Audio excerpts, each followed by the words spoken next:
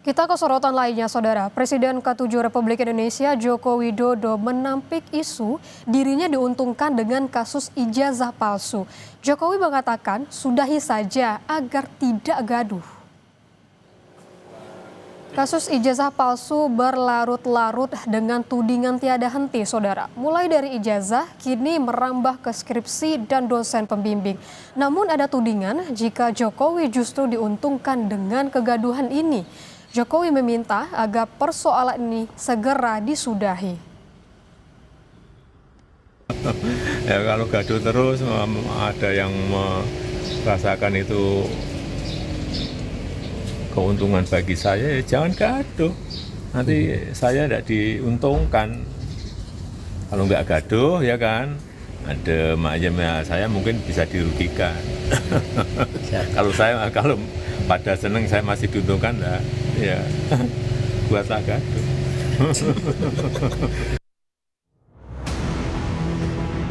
Ada agenda besar politik dalam tuduhan ijazah palsu maupun pemalsuan.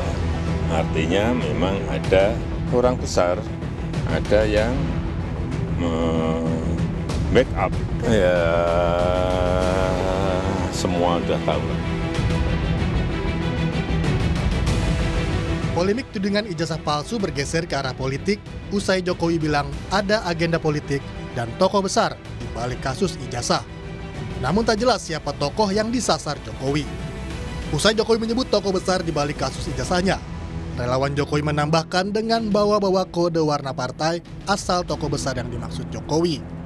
Namun Jokowi menegaskan tidak menuduh SBY dan Demokrat.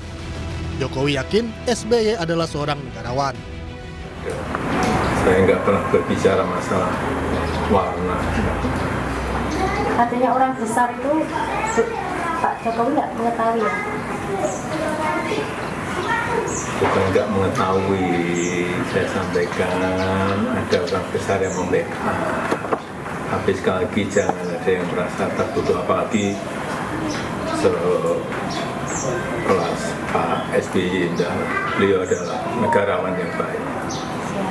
Jadi tidak ada sangkut paut dengan partai lain, tidak ada sangkut dengan partai politik.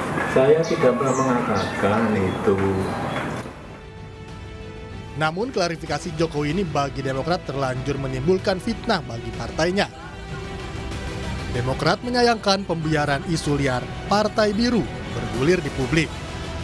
Statement Pak Jokowi kan pada tanggal 25 Juli kan, seharusnya sebagai seorang negarawan, seharusnya sehari setelah statement itu, seharusnya statement yang meluruskan tanggal 31 itu, seharusnya sehari setelah dia melakukan statement itu harusnya dijelaskan ya, supaya tidak ada diskursus di masyarakat. Berarti merasa ada fitnah ini? Oh iya jelas. Oh fitnah? Kami difitnah. Merasa difitnah? Ya betul. Oleh? Ya oleh segelintir pendukung-pendukung Pak Jokowi. Peneliti politik Saiful Mujani Research and Consulting, Saidiman Ahmad menilai semua kelompok bisa ikut menari di atas polemik ijazah, terutama pihak Jokowi sendiri. Terlepas dari kelompok mana yang menabuh gendang ijazah ini, menurut saya semua pihak bisa menari dan ikut berdendang di atasnya. Saya melihat bahwa justru gerbong dari sang mantan presiden atau Pak Jokowi yang mestinya bisa menari dan berdendang lebih riang. Atau mereka kelompok Pak Jokowi justru yang bisa mendapatkan manfaat yang lebih besar. Sebagai mantan presiden yang tidak lagi memiliki kekuasaan eksekutif, namun menolak untuk meninggalkan dunia politik, instrumen receh begini ini membuat beliau tetap relevan di tengah masyarakat yang memang gemar dengan sinetron. Laporan Jokowi terhadap 12 orang terlapor dari kubu Roy Suryo CS masih bergulir di Polda Metro Jaya.